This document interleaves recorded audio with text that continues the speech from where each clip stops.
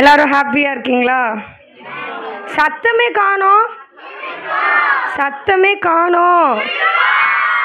யாருக்கெல்லாம் பசிக்குது? சரி, எத்தனை பேருக்கு பசிச்சாலும் அக்கா கதை சொல்கிற வரைக்கும் எல்லாம் அமைதியாக கேட்டுட்டு அப்புறம் தான் விடுவேன் நான். சரி, ஓகே.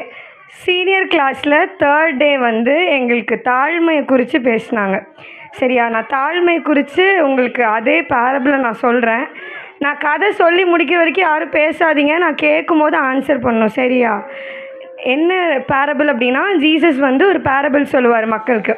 இந்த பேரபிள் வந்து எங்கேருந்து ஆரம்பிக்குது அப்படின்னு ஒரு ஸ்டார்டிங் பாயிண்ட்டை ஒரு காரியத்தை சொல்லுவார். என்ன அப்படின்னா, மக்கள் எல்லோரும் வந்து தங்களை தான் நீதிமான்களாக எண்ணுறாங்க, மற்றவங்களை வந்து அற்பமாக தான் எண்ணுறாங்க. இந்த சுபாவத்தை, இந்த கேரக்டரை மாற்றணும் அப்படிங்கிறதுக்காக அவர் ஒரு பேரபிள் சொல்லியிருப்பார். சரிங்களா? ஸோ இந்த பேரபிளில் ஒரு சர்ச் இருக்குது. இந்த பேரபிள் நம்ம எல்லோரும் சின்ன வயசுலேருந்து கேட்டிருப்போம். ப்ரைமரி, பிகினர் எல்லாத்துலேயும் சொல்லி தந்திருப்பாங்க. சரி, இந்த பேரபிள் வந்து ஒரு சர்ச் இருக்குது. அங்கே 2 பேர் ப்ரேயர் பண்ணுறதுக்காக வராங்க.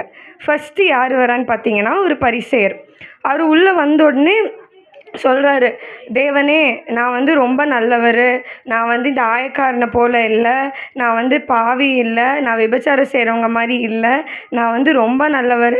இத்தனைக்கும் நான் வந்து ஒரு வாரத்தில் 2 தடவை உபவாசம் பண்ணுறேன், வந்து கரெக்டாக உங்களுக்கு தசமாக செலுத்துகிறேன் அப்படி சொல்லிட்டு பயங்கரமாக ஜெபம் பண்ணுறாரு.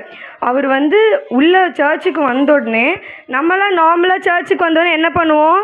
ஜெபம் பண்ணுவோம், இல்லை கண்ணை மூடி ஜெபம் பண்ணுவோம். முதல்ல நம்மளை தாழ்த்தி ஒப்பு கொடுப்போம், அப்புறம் கர்த்தரை மகிமைப்படுத்துவோம். பண்ணுவோமா?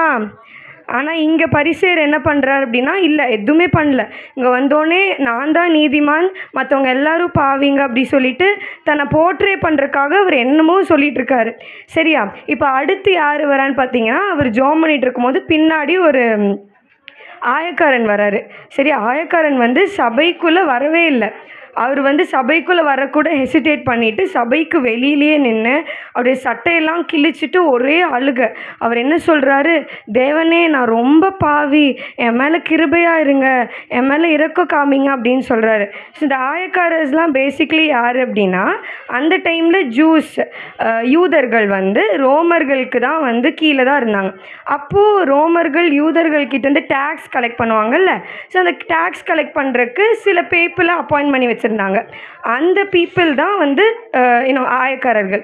ஸோ அவரில் ஒருத்தர் தான் வந்து பின்னாடி உட்காந்து ஒரே அழுக, நான் ரொம்ப பாவி, என்னை மன்னிங்க அப்படின்னு சொல்லி அழுது ஜெபம் பண்ணுறாரு. அவர் உள்ளே வந்தோடனே பரிசேயர் மாதிரி, நான் இதெல்லாம் பண்ணியிருக்கேன், நான் இந்த மாதிரி பண்ணுவேன், நான் அந்த மாதிரி பண்ணுவேன், நான் அவங்கள மாதிரி இல்லை, நான் இவங்கள மாதிரி இல்லைன்னா சொல்லலை. உள்ளே வந்தோடனே தன்னை தாழ்த்தி அழுது ஒப்பு கொடுத்து, ஏசப்பா எனக்கு கிருபையாக இருங்க அப்படின்னு சொன்னார். ஏசப்பா பார்த்தாரு. இந்த பேரபிளை முடிக்கும் போது ஏசப்பா என்ன தெரியுமா சொல்கிறாரு?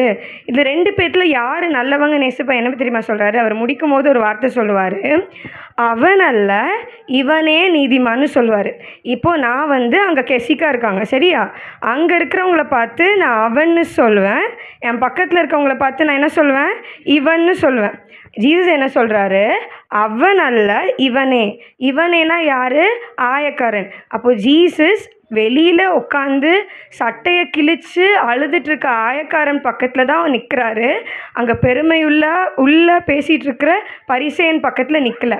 அப்போது ஜீசஸ் பக்கத்தில் ஆயக்காரன் பக்கத்தில் நின்று சொல்கிறாரு, அவன் அல்ல, அந்த பரிசேயன் அல்ல, நான் வாரத்தில் 2 தடவை உபவாசம் பண்ணுறேன்னு சொல்கிறவன் அல்ல, நான் பாவின்னு சொல்கிறவன் அல்ல, அவன் அல்ல, நான் யார் நீதிமான்னு சொல்கிறாரு?